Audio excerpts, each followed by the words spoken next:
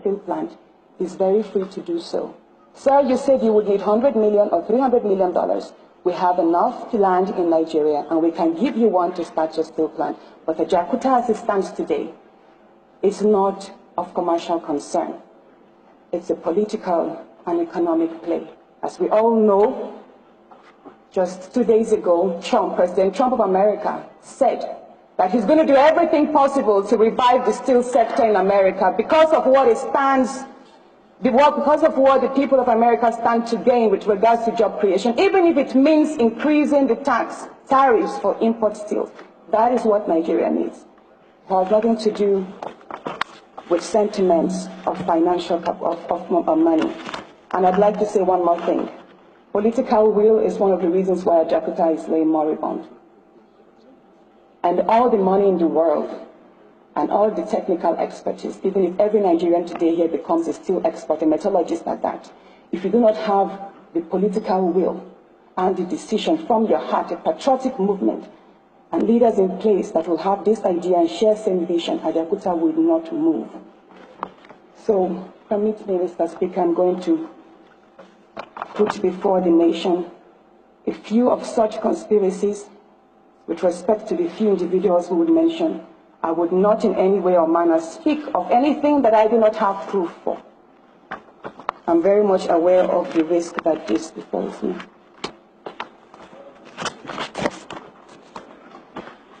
In 1994, when the Russians left, it was definitely the Soviet Union, I would call the company in particular, Ajakuta Export. When they left in 1994, Ajakuta was 98.2% completed. I have that in the letter they wrote 2 years ago to the President. Mr. Speaker, I would gladly share the letter with you at your call. And when they left, it was likely because Nigeria fell short on its contractual agreement. They were not paying, they were not putting forth funds. And the supporting infrastructure that would be needed to bring to place all the other resources were not in place. But that aside, Nigeria should know that we have several times had good opportunities to have the steel sector running. The very first was in 2001 under President Olusegun Obasanjo. 2 years ago when I visited Russia, I visited the People's University in Moscow. And right there in the hall, there's a big picture of President Olusegun Obasanjo. And I asked, why is his picture here amongst other leaders of the world? And they said, he visited this university in 2001 when he visited Putin. And then I got curious. Why did he visit President Putin?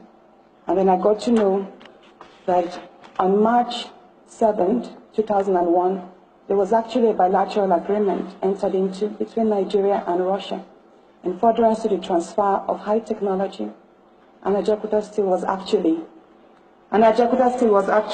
one of the issues. Based on that bilateral agreement and others, 40 steel experts were sent by the same company, the original builders, Ajakuta Exports.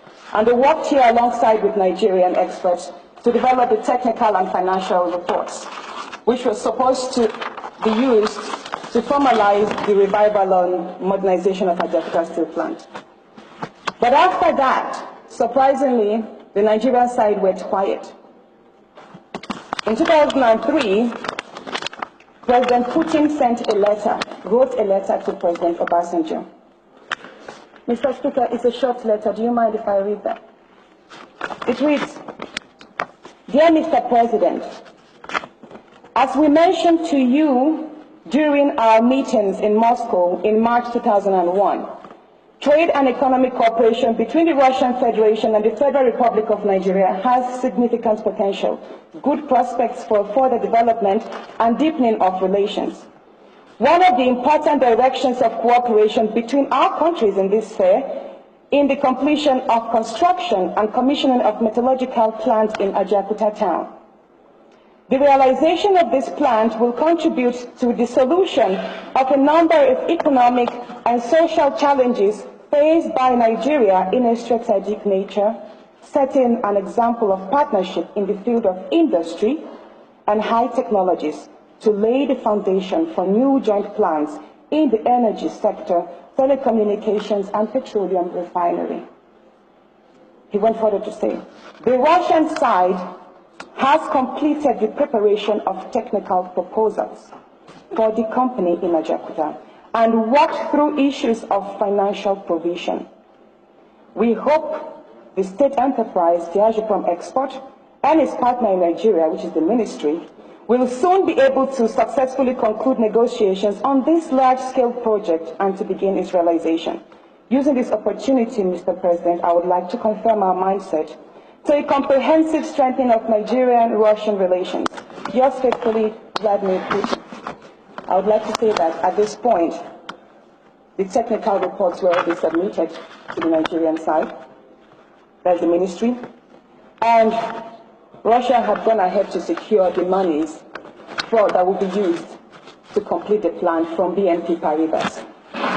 2 months after, President Olusegun Obasanjo responded.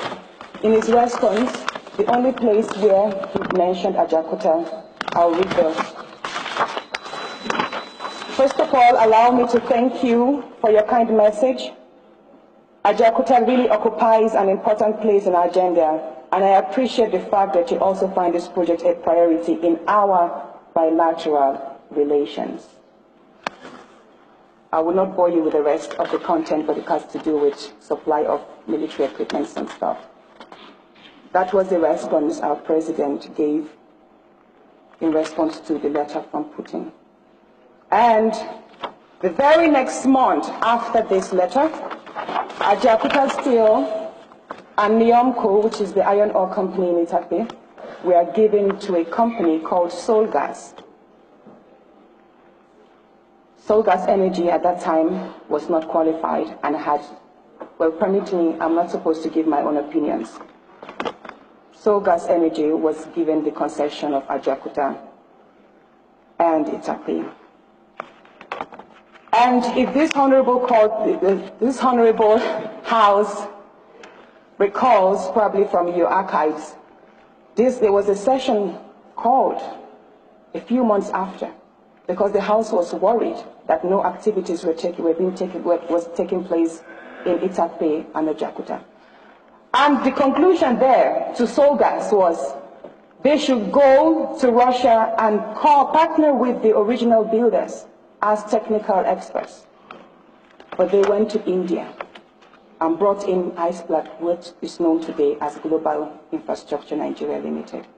So in truth, the Indian company that we so know today was brought in as technical partners to Solgas. So from then on, I will not bore you again, but the facts are all there. Nigeria entered due to, probably should I say the mistake that President Olusegun Obasanjo got when conducted, where for some reason he found Solgas more qualified than the people who actually built that place. That is on one part. The second part of it, I will say here, because if the minister were to be here, he would have talked about the arbitration in England, in the courts. So I would briefly brush through that. On the 2nd of April 2008, at the Federal Executive Council, the Federal Executive Council met and late Yar'Adua terminated the concession. I quote late Yar'Adua: after considering the report of the administrative panel of inquiry established by the Yar'Adua administration to review the concession agreements and determine the extent of compliance by both parties, the Council agreed with its findings that the agreements were largely skewed in favor of the concessionaire to the detriment of the federal government of Nigeria. I have the report here.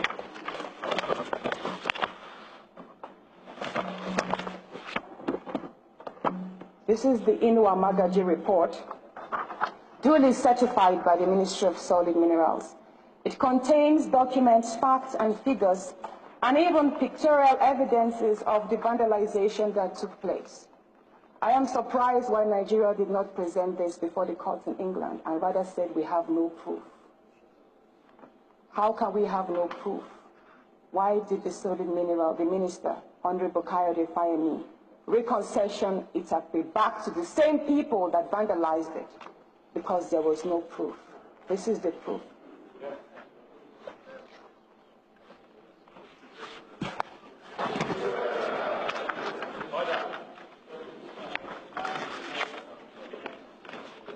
In my hands, I also have the rules of...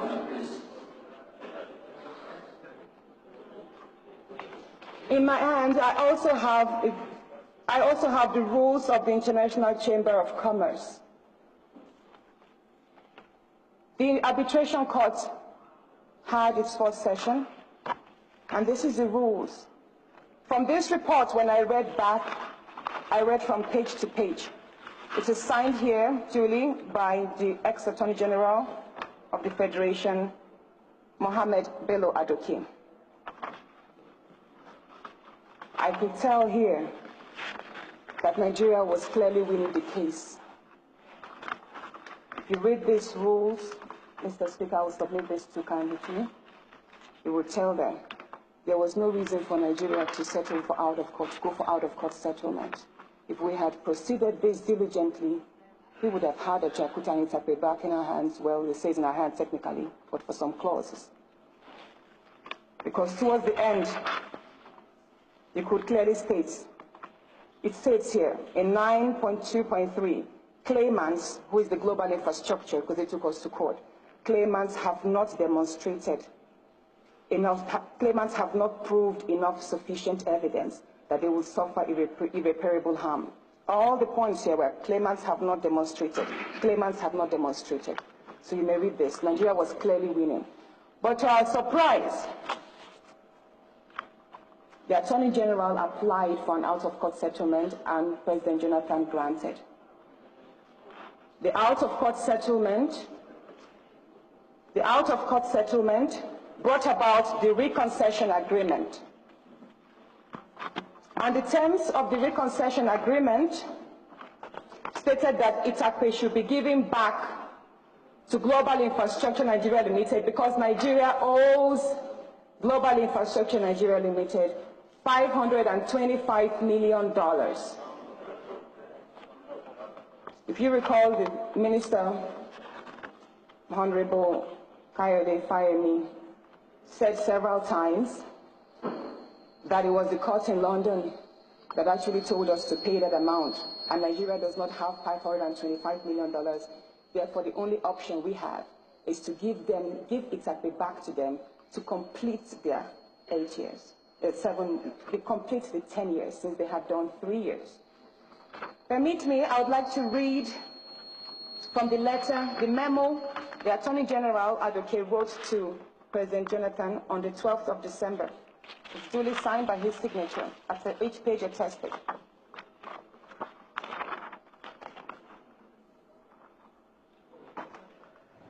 Item 6A. In light of the fact that the presidential committee had estimated damages, please, I'm going to go through this again because it's very important. Item 6A reads, in light of the fact that a presidential committee had estimated damages payable to Global in the region of $525 million. The agreement of Global to waive its right to damage a substantial achievement. This shows you that there was a presidential committee that was cooked up, put together, people of like mind promoting a particular interest. And it was that committee that actually indicted Nigeria to the amount of $525 million. It is not the courts in England, sir. It was a committee. And I do have a list of the members of the committee, which I will share with you later. I would just say that it was headed by the Vice President, Sambo. That's it.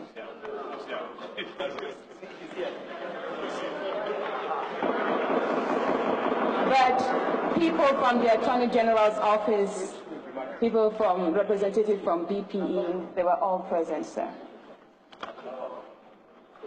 So going by this proof, it shows that our country is not bounded by such a decision of a committee. And I would like this honorable court to demand sorry, forgive me. Okay. I would appreciate this honorable House to demand for the report of that committee. It would be interesting to know the parameters in which they arrived at such a decision, knowing full well that there was also the Inwa Madadi report, which clearly itemized the damage, and even the monies borrowed from CBN without being